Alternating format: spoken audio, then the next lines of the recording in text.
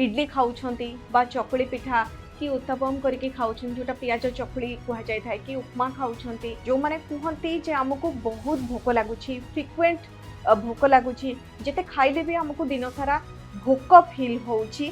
नमस्कार मु सुचिस्मिता आपनका न्यूट्रिशन एवं हेल्थ कोच।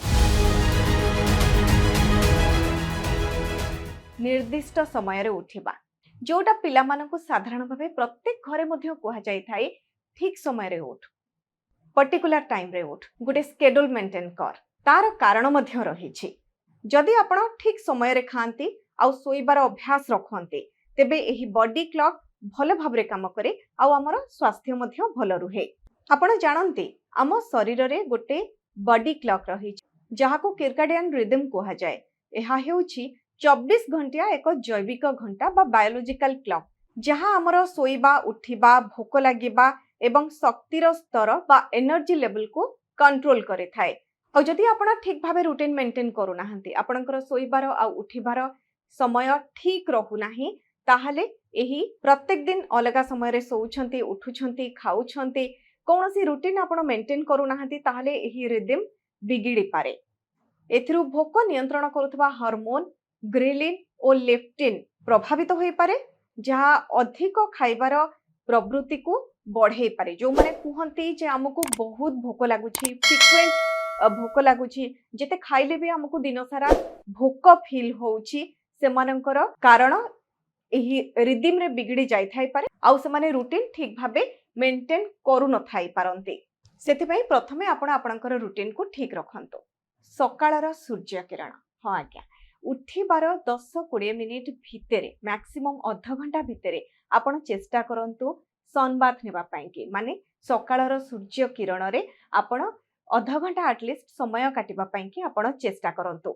एही अभ्यास आपणकर बॉडी क्लॉक को ठीक संकेत देई थाए आ राति रे भल निद कराई थाए आ जेतबेले आपणकर स्लीप क्वालिटी भल हुए हार्मोन बैलेंस रही थाए हार्मोनल इम्बैलेंस आ हेई न थाए भोक ठीक समय रे होई थाए आ आपणकर ओजन मध्ये नियंत्रण रे रही थाए। एटा डायरेक्टली नहले भी इनडायरेक्टली आपणकर वेट लॉस जर्नी को हेल्प करी थाए कारण जदि आपनको एक्सेस भोक न हेला अत्यधिक भोक न हेला सेठी खाइबा बढ़ी न थाए आपणकर एक्सेस कैलोरी कंजप्शन होई न थाए आ अल्टीमेटली आपणकर वेट मैनेजमेंट रे बहुत हेल्प करे थाए। प्रोटीन रिच ब्रेकफास्ट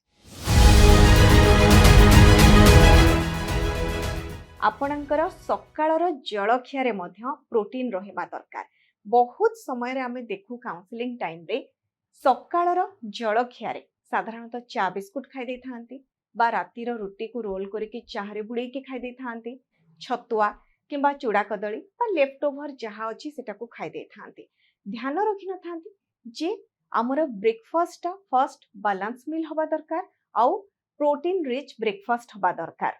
जेमिति कि आपण सकाळर ब्रेकफास्ट रे छेना अंडा दही पनीर आपण ऐड करिबा पई कि चेष्टा करिवे।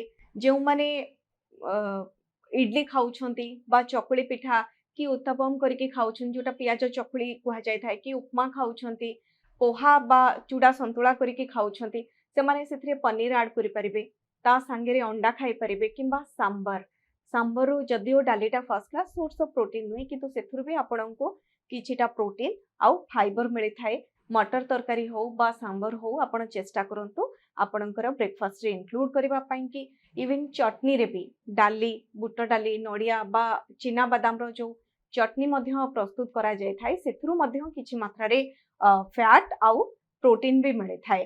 केवल चूड़ा कदली छतुआ बा चाहा रुटी खाइबा अपेक्षा आपण चेष्टा करिवे ब्रेकफास्ट को भी बैलेंस्ड मील बनेबा पई कि कारण प्रोटीन सैटाइटी ऐड करे थाए। सैटाइटी माने अधिका समय पर्यंत आपनको भोक लागि न थाए बा फ्रिक्वेंट जो भोक लागि थाए बहुत शीघ्र खाइ साला पर पुणी भोक लागिबो सेटा को प्रिवेंट करे थाए बा कम करे थाए आउ दिन भितरे अजथारे भोक हे न थाए कि अजथारे कैलोरी इनटेक भी हे न थाए। जदि आपण बहुत दिन धरि चेष्टा करबा परे मध्य वेट लॉस होई पारु नाही तेबे हमर वेट लॉस प्रोग्राम रे एनरोल होई परिबे। आपण जदि आपण कंसल्टेशन बुक करबा को चाहउछंती डिस्क्रिप्शन ने हमर नंबर दिया जायछि।